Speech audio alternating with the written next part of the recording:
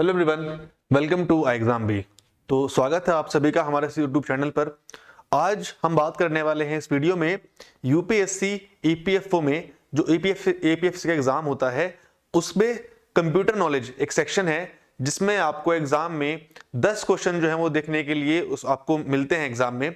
और आज हम डिस्कस करेंगे उसका हम 2016 का, ठीक है, 2016 में एग्जाम हुआ था लास्ट, तो उसका जो पीवाईपी है उसमें हम क्वेश्चन जो है डिस्कस करने वाले हैं और तब क्या आया था और अब आगे आपको कैसे पढ़ना है, आगे आपको क्या पढ़ना है, तो उसके बारे में भी हम इस वीडियो में बात आज करने वाले हैं। ठीक, तो चलिए स्टार्ट करते हैं इस वीडियो को। कुछ क्वेश्चंस हैं पीवाईपी के, उनको डिस्कस करेंगे, प्लस आपको इसकी तैयारी कैसे करनी है, कहां से करनी है, इन सब के बारे में भी आगे हम इस वीडियो में बात करने वाले हैं। तो देखते हैं आज पहला जो क्वेश्चन है हमारे पास वो आज ये है, the cloud computing technology refers to. ठीक है, यहां पर आपसे पूछा गया है कि जो क्लाउड कंप्यूटिंग जो होती है वो उसका जो मतलब है वो क्या होगा इनमें से। ठीक है, क्या इन चारों ऑप्शन में से वो उसके लिए बिल्कुल सुटेबल बैठेगा। तो a set of algorithm that solves problems using fuzzy logic, many computers that are interconnected through wireless networks and satellites, a distributed computer architecture that provides software infrastructure and platform just as required by the application users, और last है आपका a futuristic technology that will use clouds to perform computing। ठीक है, तो यहां पर पहले बात कर लेते हैं, आपके सामने चार ऑप्शंस हैं। पहले बात कर लेते हैं यहां पर कि क्लाउड कंप्यूटिंग होता क्या है। क्लाउड कंप्यूटिंग एक आप बोल सकते हैं उसको इस तरह का एक ऐसा सॉफ्टवेयर है जिसको इसलिए बनाया गया है ताकि वो लोगों की हेल्प कर सके बेसिकली।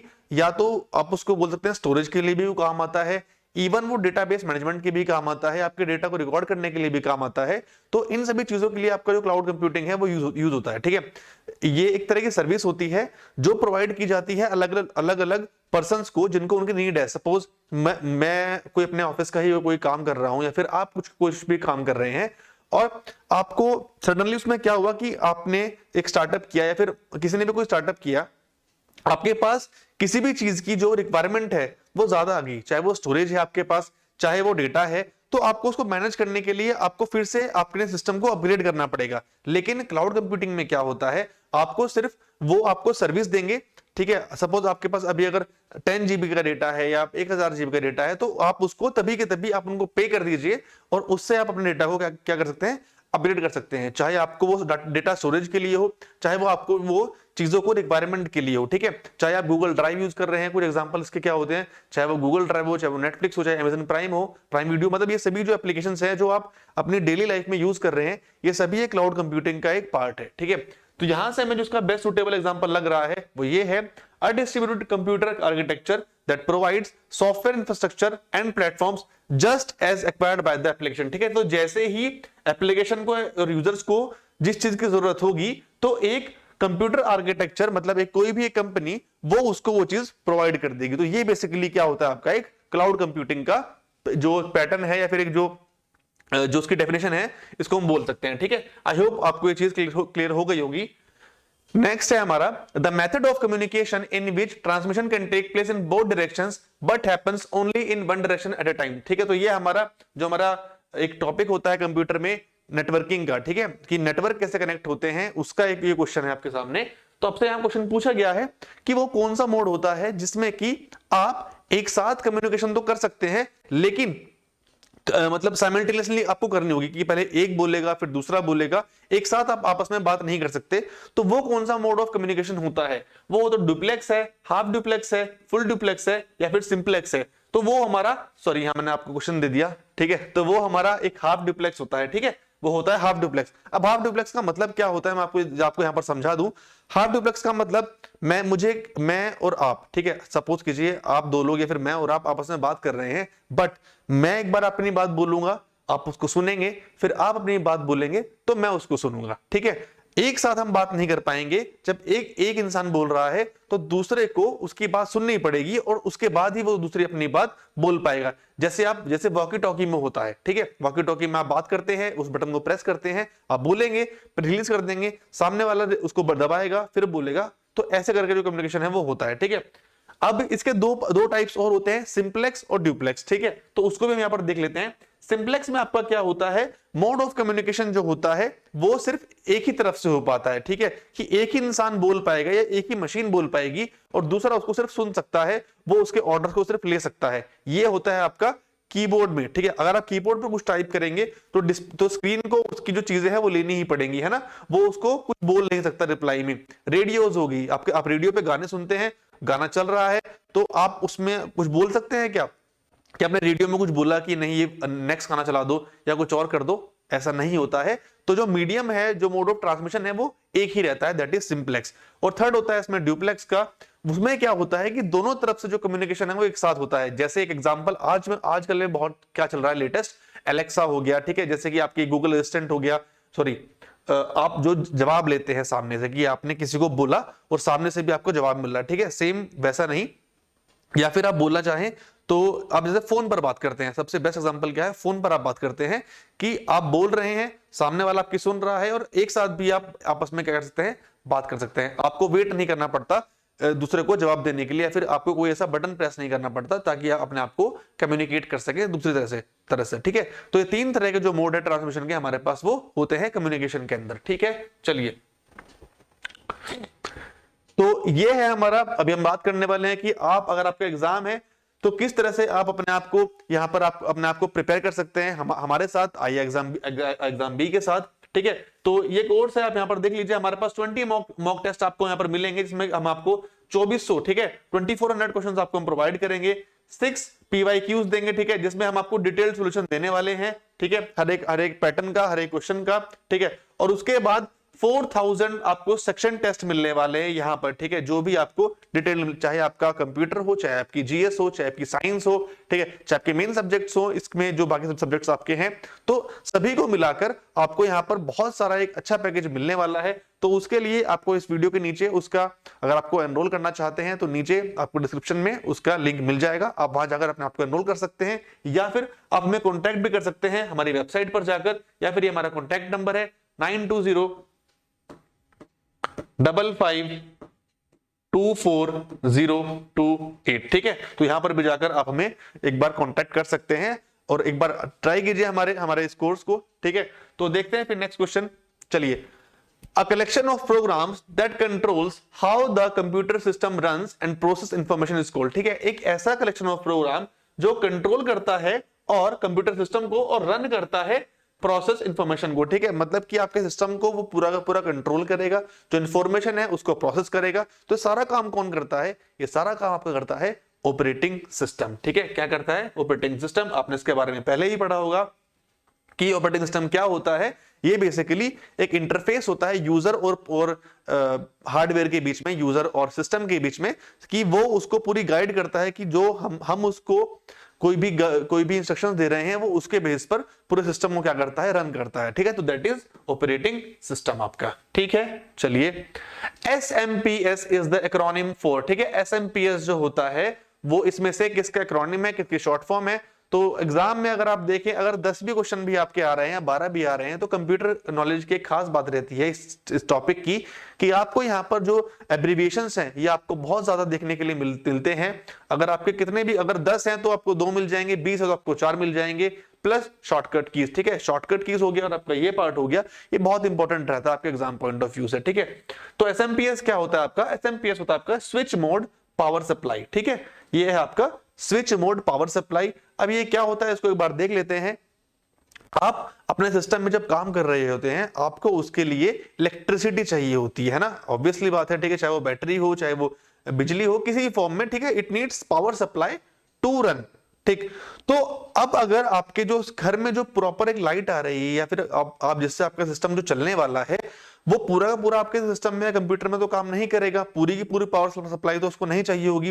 तो क्या करता है, एक ये जो डिवाइस है इसकी हेल्प से क्या करता है, जो आपके सिस्टम में इलेक्ट्रिसिटी जब फिर जो भी पावर सप्लाई उसमें आ रहा है, उसके बाद उसको किस कंपोनेंट को कितनी वो सप्लाई चाहिए, वो जो काम करता है वो आपका एसएमपीएस करता है, ठीक है। कोई छोटा पार्ट है उसको कम सप्लाई चाहिए, कोई बड़ा पार्ट है सीपीयू का उसको ज्यादा सप्लाई चाहिए। तो बेसिकली डिस्ट्रीब्यूशन जो होता है पावर सप्लाई का वो बहुत जरूरी होता है, नहीं तो अगर पूरे के पूरे सिस्टम को अगर हम एक ही तरह की सप्लाई दे देंगे तो हमें उसमें प्रॉब्लम आ सकती है। ठीक है, तो ये होता है आपका स्विच मोड पावर सप्लाई।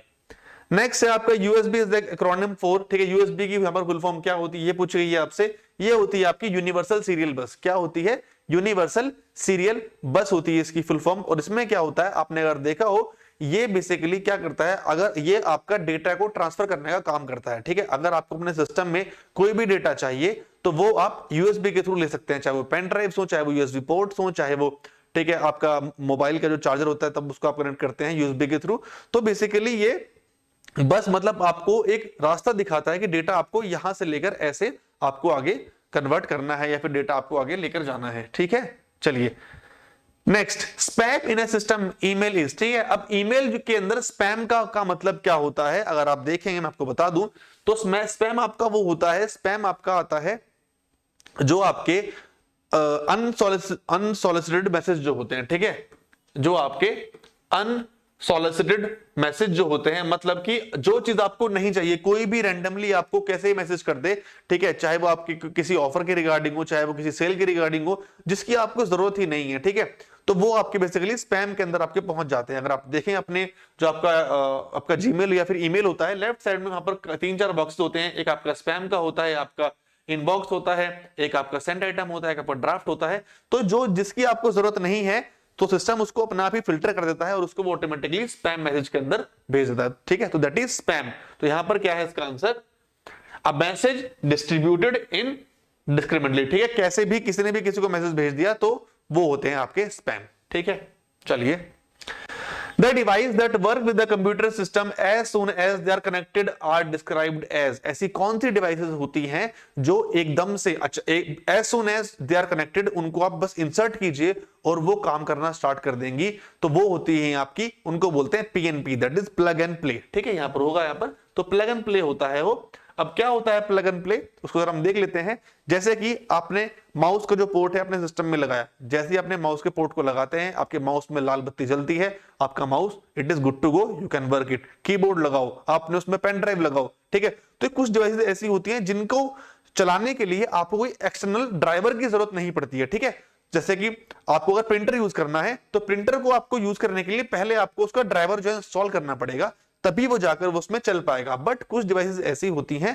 जिनको चलाने के लिए आपको किसी भी एक्सटर्नल ड्राइवर की या फिर किसी और मेथड की जरूरत नहीं पड़ती है, जस्ट प्लग करो उनको आप और वो रेडी टू गो होती हैं और वो काम करने के लिए एकदम से चालू होती हैं, है ना। तो that is plug and play.